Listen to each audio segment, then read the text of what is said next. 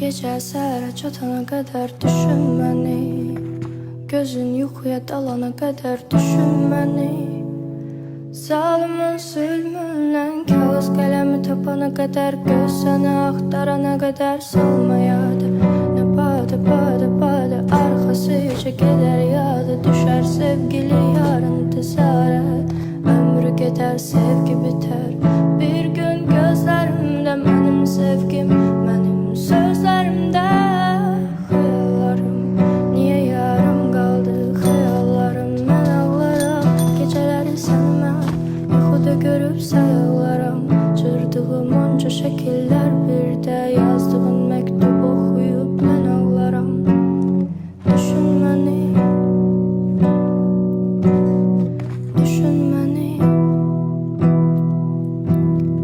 düşün məni.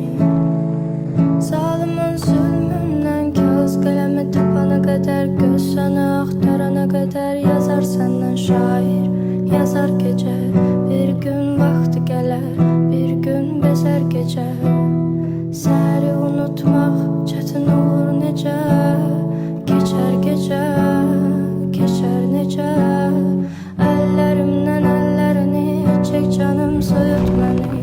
Desələr sevgi yoxdur, göstər sübut məni. Etmə şair, etmə yazar, sadəcə avut məni. Mən onu da bilmədim heç, bacarsan unut məni. Düşün məni, düşün məni.